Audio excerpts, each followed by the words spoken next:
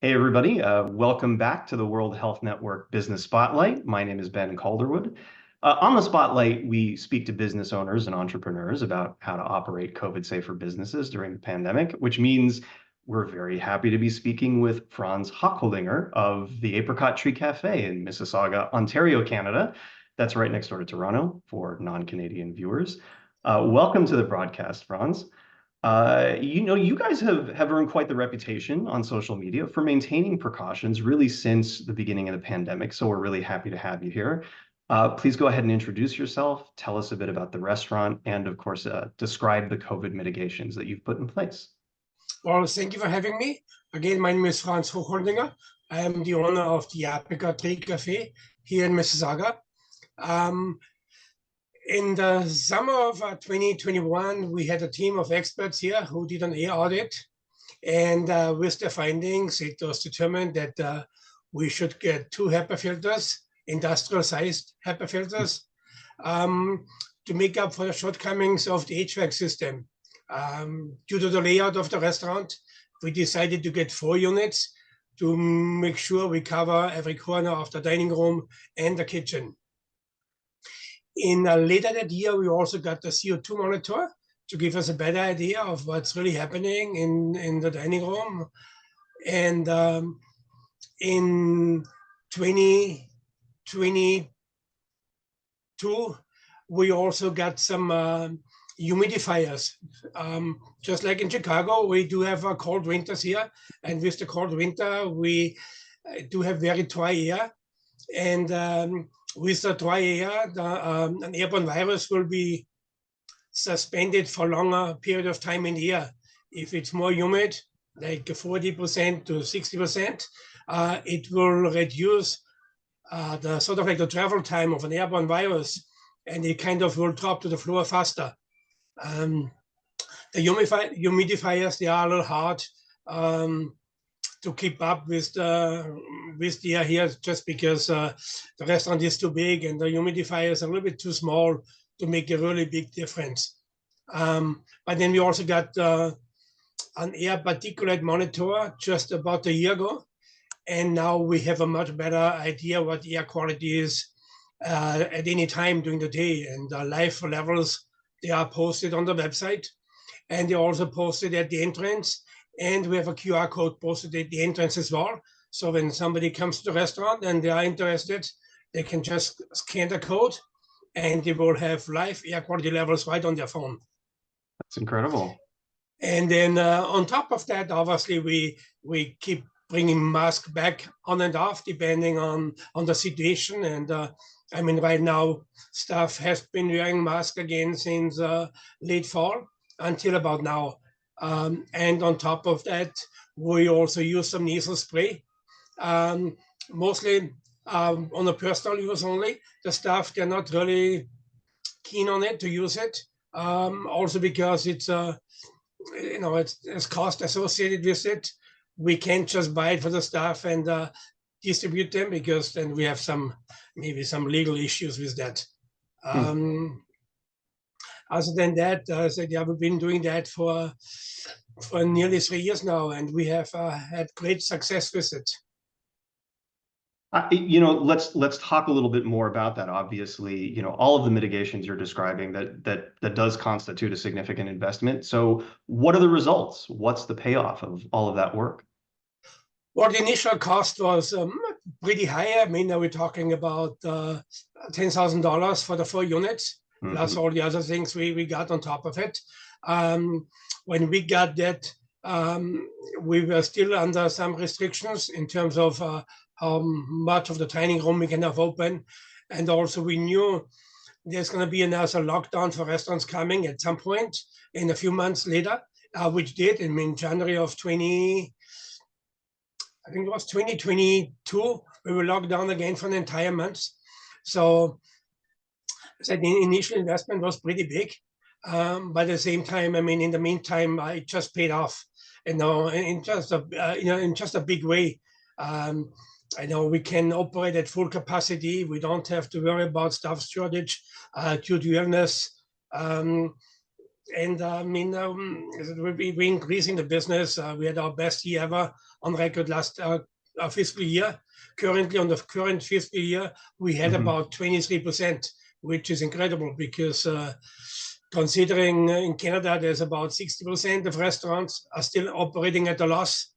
And here we are, we're operating nearly 25% better than ever.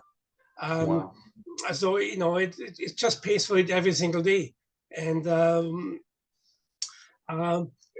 top of it, with the staff, we don't have to worry about illnesses.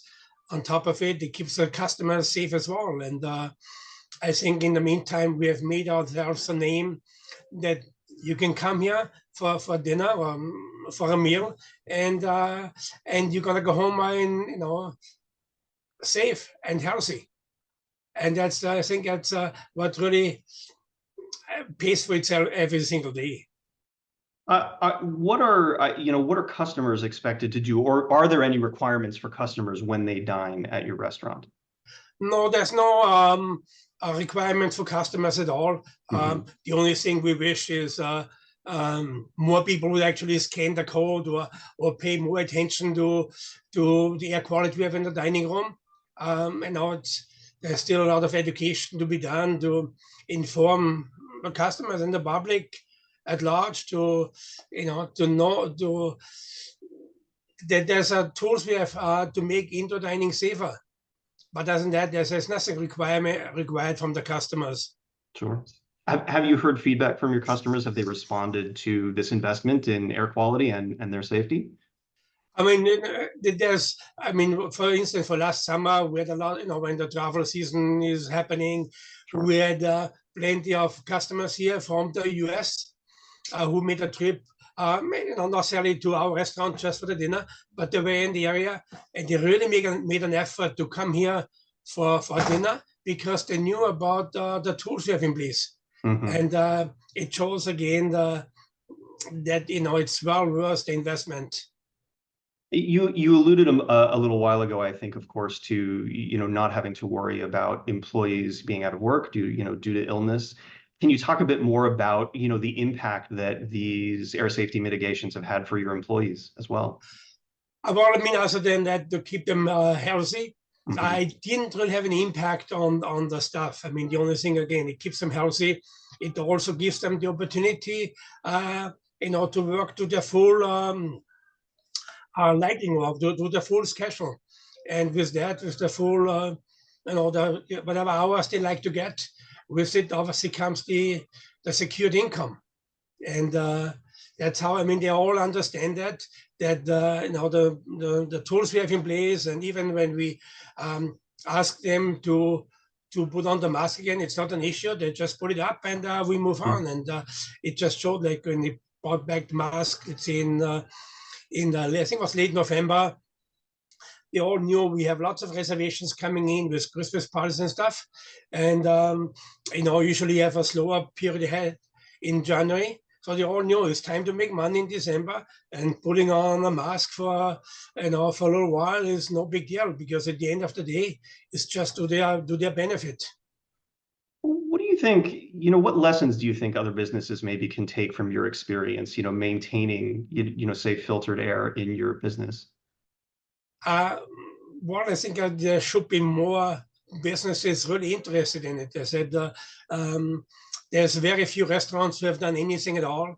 Like to complain that our business is not back to normal, but they haven't done anything. And the same thing goes for business associations we have here in Canada, where there's the Restaurant Association or small independent business associations, and they all haven't done anything. They're trying to avoid it and pretend everything is okay. But at the same time, January we had 121% increase in restaurant closures, or bankruptcies. So on the other hand, here we are doing so much better, and we wish they would pay attention to it. And there was an incentive from the federal government a couple of years ago, where they did offer incentives for businesses who invested in better indoor air quality.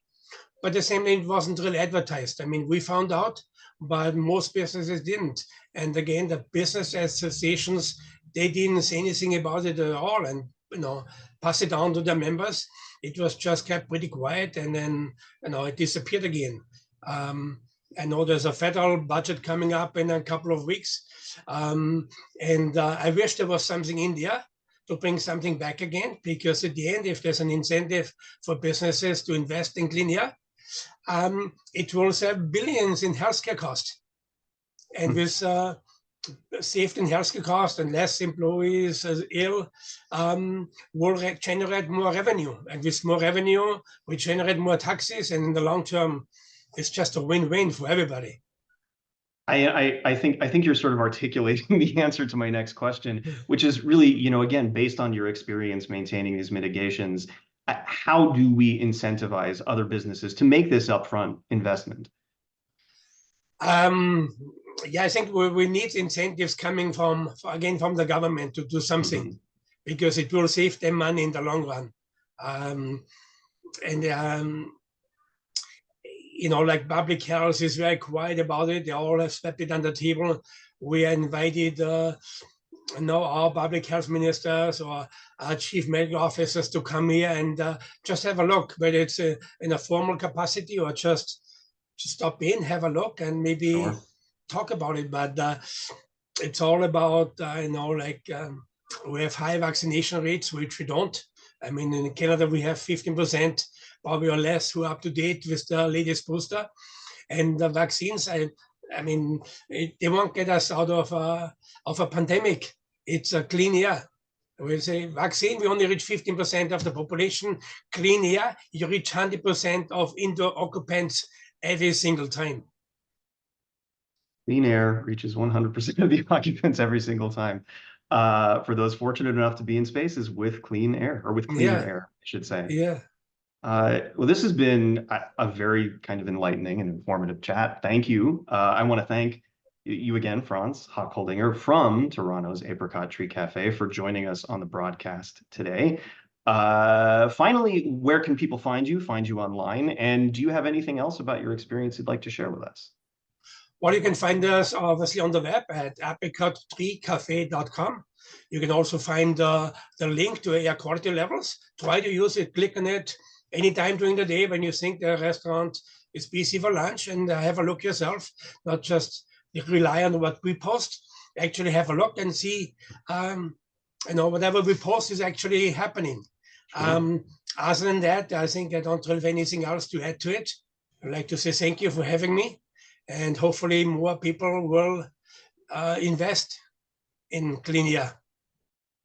Thanks again. You can find Franz and the Apricot Tree Cafe online at apricottreecafe.com.